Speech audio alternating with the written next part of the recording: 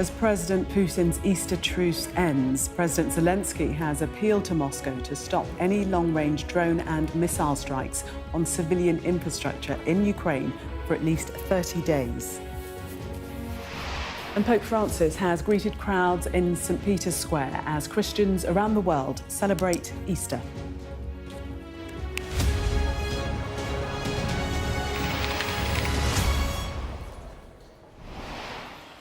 You are watching the press preview, a first look at what's on the front pages as they arrive. In the next half hour, we'll see what's making the headlines with the political journalists Theo Usherwood and Carolyn Quinn.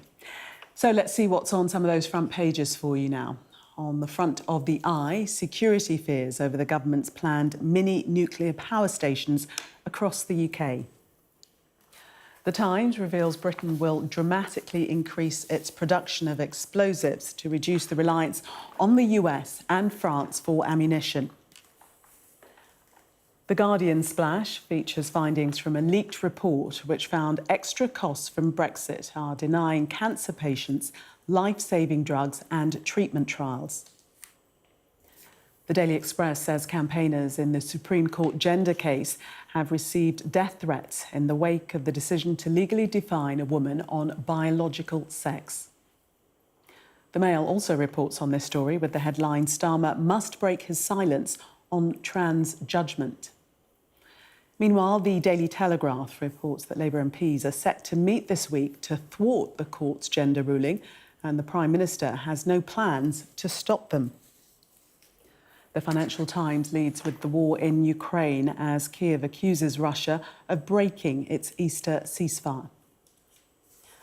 The Mirror has calls from animal rights groups to speed up the ban on trophy hunt imports after a fair in Staffordshire was selling African hunting holidays. And the Daily Star uses an image of James Bond to report Chinese spies having bugged benches and pubs around Westminster. And we are joined tonight by the political journalists Theo Usherwood and Carolyn Quinn to take us through the newspapers. Welcome to you both. We're going to start with the front page of The Guardian and the story regarding the Gaza medics. IDF admits failures over killings of Gaza medics, and we know that two IDF members have, one has been cautioned and disciplined, or is to be disciplined, and another has been fired. Yeah. So, of course, this story, good evening, this story goes back to 23rd of March, when, of course, the IDF fired on a Red Crescent paramedics and civilian defence workers and UN staff fired upon by Israeli troops. What, of course, initially happened when the IDF were asked to explain exactly what happened, they said that there were no emergency lights, there was nothing to signal that these were, of course, aid workers. And then, of course, it emerged, that footage emerged with the lights on the ambulances, and it was quite clear that that account was not accurate. Of course, as a result of this, the IDF and Israel's military commanders held a review looking into exactly what happened, and now that's come back and said that there were professional failures and a breach of orders. This is according to the Guardian's report in the killing of those 15 rescue workers in Gaza. And as a result, the IDF has decided to fire a deputy commander who was responsible at the time. And Karen, we've heard calls tonight for an independent inquiry to be held. This story has been going on for a while now, hasn't it? As Theo says, you know, this event on the 23rd of March has prompted an international outcry. And what we know, at least for certain, is that the criticism of the way that Israel is conducting the war in Gaza will continue, as will the criticism of Hamas. Here you have people trying to do their job and getting caught up in this. An independent inquiry is not going to bring these lives back. And until some sort of ceasefire is agreed and there is progress on stopping the bloodshed on either side, we're going to keep seeing stories like this. But Theo, speaking to Geoffrey Nice, KC, this evening, he was saying that there are grounds potentially to investigate a war crime, whether that has been committed. Yes, and there are lots of, I'm sure there are people like Geoffrey Nice and others who would like to look at and have perfect justification for saying that other moments or incidences within this ghastly conflict need to be investigated and look at Israel's conduct. But I would just say, and putting to one's, not being, trying to look at it impartially, Israel has conducted a review and it has come up and it has criticised, it has been able to look at what happened and criticise itself and fire a deputy commander responsible as a result. I don't ever remember Hamas or Hezbollah conducting such a review of its conduct during what's happened. And of course, I think it was Sky News indeed who uncovered the footage, important footage, bringing to light exactly what had happened. And of course that, ran contrary to Israel's initial version of events. But, this is a functioning democratic government which is besieged by jihadists on seven fronts, and it has, been able, amongst everything else that is going on, to actually hold its own review into what's happened, and it's been able to criticise itself and hold a mirror up to itself in the way it's conducted itself on this particular account. And OK, I'm sure there's going to be a moment for an investigation into war crimes, but I just go back to my earlier point. I've never seen Hezbollah or Hamas conduct any such review. Carolyn, let's move on to the Times and this story regarding Britain dramatically increasing its ability to produce explosives, so it no longer has to rely on the US and France for ammunition. Yeah, this is really, really interesting. BAE Systems, the UK defence company, is looking at ways of really speeding up production of munitions with a view to fueling the demand for those weapons in the Ukraine war and moving away from dependence on American weaponry, because the idea of US components or material is regarded as a bit of a risk now, because we know that Donald Trump has removed military aid on a whim, restored it on a whim. Who knows what may happen in the future? And this really does feel, it's according to the Times report, the defence editor Larissa Brown, who is very well connected. And if she says that this is being considered, it's clearly something that's in the mind of these military leaders if the Ukraine war is going to continue at the pace that it is and the need for munitions continues. Also with an eye to the future. We're living in a very uncertain, unstable world, and for each country to shore up its own weapons supplies will be in the mind of world leaders, I'm sure. John Healey, the Defence Secretary, quoted here saying strengthening homegrown artillery production is an important step in learning the lessons from Ukraine, boosting our industrial resilience and making defence an engine for growth.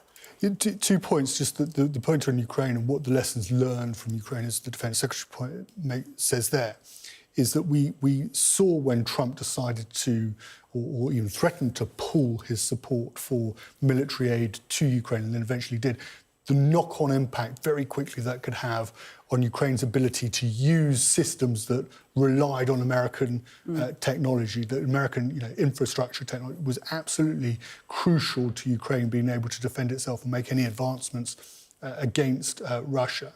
And Donald Trump increasingly has shown himself to be unreliable when it comes to trade tariffs, or particularly around Ukraine as well. And Europe is being told to stand on its own 2 feet and to defend itself. And we've decided, the government's taken the decision to increase defence spending to 2.5% of GDP by 2027. There are arguments, legitimate arguments, of course, to say that doesn't touch the sides in terms of what is needed. But also this idea that we need to be independent of those systems, so that should America decide to make other decisions further down the line, we're not completely dependent on that infrastructure or those weapon systems being reliant on American technology. The other part to this, of course, is Starmer sees this as an opportunity for economic growth, to support British companies based in based in the UK, and BAE Systems is one of those companies. Those companies are currently excluded at the moment from a European fund. I think it's worth about 153 billion euros. And of course, this would be one way of securing it. And we know that Starmer is at some point looking to get into some sort of negotiation defence agreement where British companies may have access to that fund. Of course, it may see a compromise when it comes to British fishing rights. So these industries are really important for the next few years. And there is talk as well, besides this, of a defence and security pact with France, perhaps being part of these big negotiations that are expected to take place next month, when an EU reconciliation, if you like, a big meeting in London where the UK and France and EU members will talk about much more cooperation. This comes in the context of Rachel Reeves going to Washington this week, where she's got this balancing act of trying to keep the US sweet, keep the EU sweet, and try to continue to get some sort of financial investments from China as well, despite the fears about national infrastructure. She is walking a tightrope, isn't she? Definite tightrope. Theo, take us to the Telegraph. The headline there, number 10, "We won't stop pro-trans plotters." Sir Keir Starmer's refused to stop a plot by ministers. This is to thwart last week's Supreme Court ruling that trans women are not legally women. Yes, of course, this is the follow-up to the Mail on Sunday's story where there was these leaked WhatsApp messages. It originally started from Dame Angela Eagle, I think it's on the LGBT plus group for Labour MPs and ministers, where she said it was necessary this week coming to decide a way forward and to organise. And that was seen potentially, perfectly legitimately, of course, as a threat from ministers as a way to try and circumvent the Supreme Court's ruling from last week. Now, today, Downing Street refused to, has obviously been asked by journalists at the Telegraph and others, whether these ministers, whether Dame Angela Eagle, Chris Bryant's in there as well as having agreed with an assessment of an interview given by Lady Faulkner, the chairman of the Equality and Human Rights Commission, where she said that there needed to be same-sex facilities made available, and trans women couldn't compete trans men couldn't compete in women's sport. Therefore, the failure for Number 10 to firstly come out and say, these ministers were wrong and there's going to be no attempt to circumvent the law has made the front page of the Telegraph, and it's also made a front page of the Daily Mail as well, because Keir Starmer was on holiday last week and he hasn't actually come out and given a statement or given his verdict. Yes, on Caroline. that. Yeah, the Mail saying that he should break his silence on the trans judgment. Yeah, I mean, silence has been the way for ministers for quite a while on this trans debate, because it's been fuelled by toxicity and concern and hatred on either side. Abuse has flown, hasn't it, on certainly towards the women's rights campaigners who secured the Supreme Court ruling. They've received death threats. They say that they have faced abuse. But then trans campaigners are really concerned that what this does is give the green light to further discrimination towards them. The fact that Lady Faulkner has come out so categorically and said that now institutions, public bodies will have to look at their single-sex spaces, they will have to draw up new guidance. For trans campaigners, it's all happening very fast. They're unhappy. The women's rights campaigners feel that they've at least secured some sort of clarity on what a woman means by way of the law, but now they feel that they're still continuing to face the abuse that they've had over many years when they've tried to raise this and debate the issue. So I don't think that the line has been drawn under this issue as some have hoped. And ministers certainly may have felt initially, well, now there's clarity, so now we're not going to face those awful interviews where Keir Starmer's going to be asked, can a woman have a penis? Or, can only women have a cervix?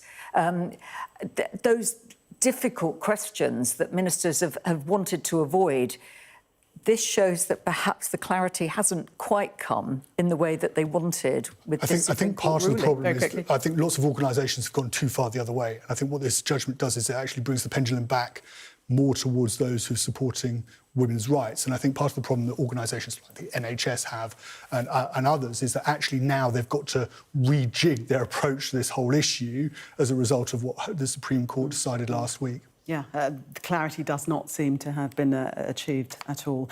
Theo and Caroline, for the moment, thank you very much. Coming up, the spy who bugged me. The Star claims Chinese spies are bugging benches and pubs around Westminster. We'll be right back.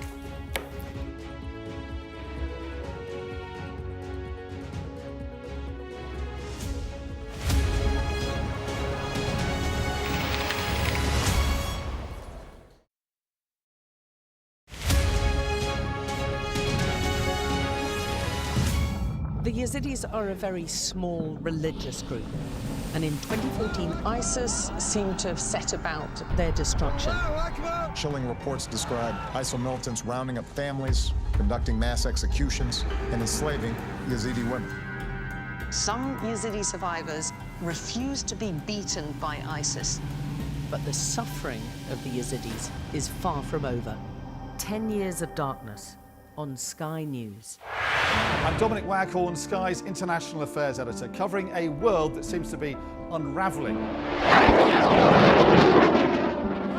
War, unrest, revolutions. It's not his country, it's ours. They have succeeded for the first time in their country's history in removing a leader from power. No freedom! Sky News, the full story first. There was fighting here, but there's clearly now a lull, and they're using it to bring up more ammunition.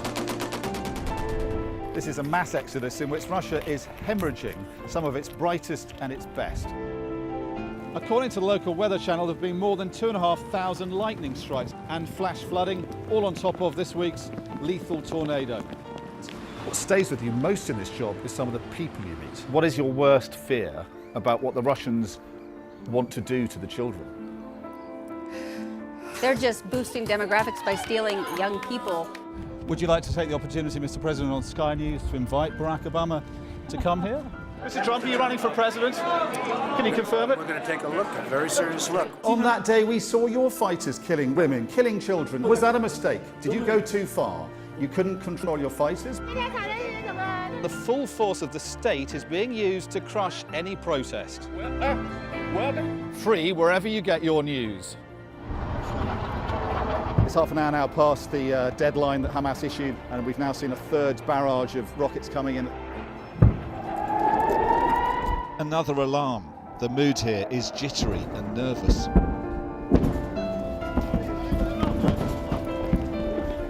We're seeing the world get more and more divided, and it's our job to try to make sense of it all. Play Sky News. From the